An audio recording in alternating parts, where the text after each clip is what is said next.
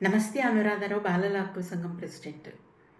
తమిళనాడులోని కరూర్లో శనివారం అంటే 27/9/2025న తమిళ వేట్రి కజగం పార్టీ అధినేత నటుడు విజయ్ తలపతి ప్రచార సభకు వచ్చారు. అక్కడ తొక్కిసలాట జరిగి విజయ్ గారిని చూడాలన్న ఆతృతలో తొక్కిసలాట జరిగి ఘోర ప్రమాదం జరిగింది. 40 మంది చనిపోయినారు.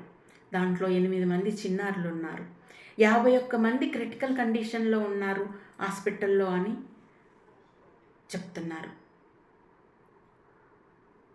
1.5 year బాబుని తీసుకొని ఇళ్లలో పని చేసుకుని ఆవిడ వచ్చారు. పేరెంట్స్ ఇద్దరు తీసుకొచ్చారు ఆ 1.5 year బాబును. తొక్కిసలాటలో ఆ బాబు చనిపోయాడు. అంత చంటి పిల్లలను తీసుకొని రావాల్సిన అవసరం ఏముంది?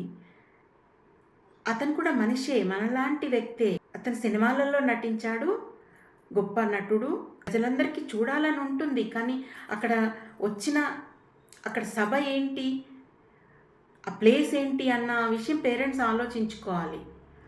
పొద్దునెప్పుడో వచ్చి తిండి నీళ్లు లేకుండా ఉన్నారు వాళ్ళు. చిన్నపిల్లలను ఇలాంటి సభలకు తీసుకురావడం పేరెంట్స్ తప్పు. పెద్దవారు జనసమర్థాన్ని తట్టుకోగలుగుతారు. కొంచెం ఒక తోపులాట జరిగినా నిలదొక్కుకోగలుగుతారు. కానీ పిల్లలు అలా కాదు, పడిపోతారు. వాళ్ళపైన జనాలు పడ్డప్పుడు ఊపిరాడక చనిపోతారు. అక్కడ తిండి నీళ్లు లేక సొమ్మసిల్లిపోయిన వాళ్ళు కూడా ఉన్నారు.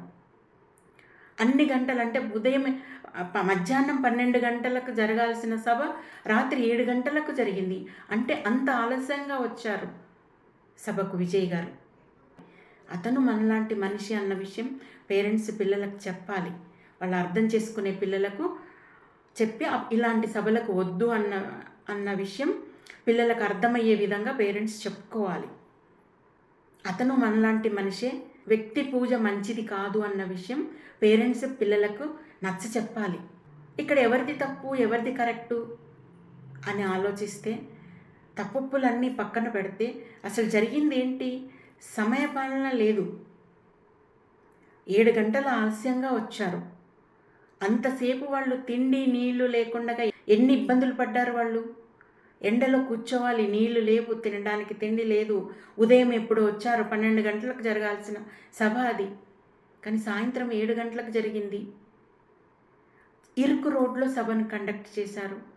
ఎప్పుడే కానీ సభలు అంటే తనకు ఒక ప్లానింగ్ ఉండాలి కదా విజయ్ గారికి. తను బయటికి వస్తే జనాలు వస్తారన్న విషయం తనకు తెలుసు. పెద్ద ప్రాంగణంలో సభలు కండక్ట్ చేసుకోవాలి. ప్రచార సభలైనా ఏ సభలైనా ఒక పెద్ద ప్రాంగణంలో కండక్ట్ చేసుకుంటే ఎవరికి ఎలాంటి ఇబ్బందులు ఉండవు. ఎంతమంది వస్తారో అంచనా వేసుకోవాలి. అక్కడ 10,000కే పర్మిషన్ తీసుకున్నారు. వచ్చిన వాళ్ళ సంఖ్య 50,000కు పైగా ఉంది.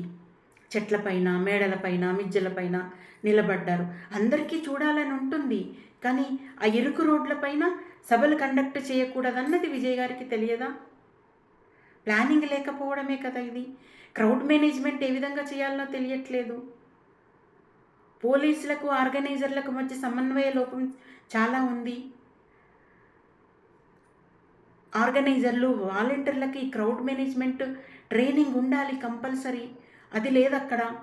అంతమంది క్రౌడ్ని ఎట్లా మేనేజ్ చేయాలన్నది ఏ ఆర్గనైజర్కు తెలియదు.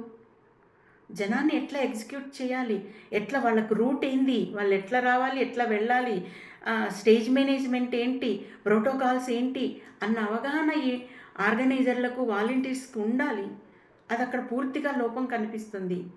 గైడ్లైన్స్ ఫాలో కాలేదు. స్పష్టమైన గైడ్లైన్స్ ఫాలో కావాలి.